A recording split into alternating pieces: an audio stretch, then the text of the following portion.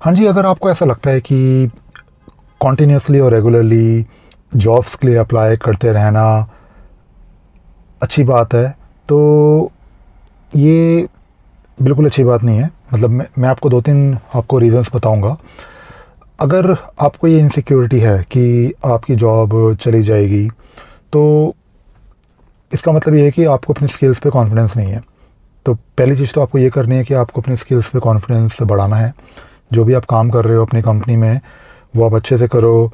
और ऑब्वियसली एक कंपनी में अगर आप जॉब कर रहे हो तो आपको अपनी प्रेजेंस बना के रखनी है, और जो भी आप काम कर रहे हो वो आपको अच्छे से तो करना ही है। तो वो एक फैक्टर नहीं होना चाहिए कि अगर आपको ये लगता है कि नहीं, मेरी स्किल्स की वजह से मेरी जॉब जाएगी, क्योंकि उसका आप इम्प्रूव कर सकते हो। दूसरा ये होता है कि जो ये सोच होती है कि अगर आप जॉब्स के लिए अप्लाई करते रहोगे तो आपके पास अगर हमेशा ही कोई ना कोई ऑफ़र है तो यू विल बी सेफ़। वो भी एक गलत अप्रोच है, क्योंकि उसमें क्या होगा कि आप कभी भी फोकस नहीं कर पाओगे। मेरे ख्याल से आपको एक कंपनी में अगर जॉब करनी है, और अगर आपका प्लान जॉब करने का ही है, तो you should spend some time in that company. ऐसा ना हो कि आप हर 6 महीने बाद आप जॉब चेंज कर रहे हो।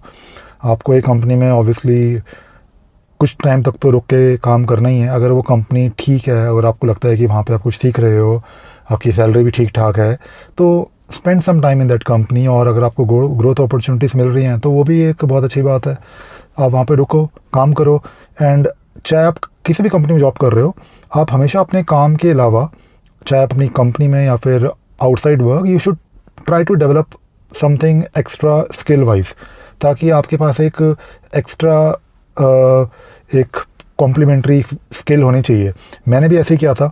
मैं जब जॉब किया करता था तो मैं हमेशा साइड बाय साइड कुछ ना कुछ करते रहता था। और अपनी कंपनी में भी, जहाँ पे भी मैंने काम किया है एज एन एम्प्लॉय, वहाँ पे जो मेरी मेन रिस्पॉन्सिबिलिटीज़ थी उसके अलावा मैं कुछ ना कुछ एक्स्ट्रा करता रहता था, ताकि मेरे मैनेजर को या मेरी टीम को लगे कि हाँ, Ravi is a valuable resource. तो ये जो वैल्यू है ना, ये हमेशा आपको अपनी बना के रखनी है, ताकि आपकी जॉब सिक्योर रहे। और you should be, I think, in the top 10%। ये मैं हमेशा बोलता हूँ कि अगर आप अपनी कंपनी में टॉप 10% में हो ना, एटलीस्ट बेयर मिनिमम। अच्छा, इसको निकालने का बहुत सिंपल तरीका है। अगर आपकी कंपनी में ले ऑफ करते हैं काफ़ी लोगों को, तो अगर आपको पता है कि हाँ, आपके बिना काम ही नहीं हो पाएगा, या फिर आपके बिना कंपनी को बहुत दिक्कत होगी आपका रिप्लेसमेंट ढूंढने में, तो इसका मतलब है कि आप टॉप 10% में हो। तो वही मैंने सोचा कि कुछ बातें बताऊं आपको, कि आप अपनी जॉब पे फोकस रखो, अपने स्किल्स पे फोकस रखो, अपने एक्सपीरियंस को इम्प्रूव करो, rather than looking for a new job all the time.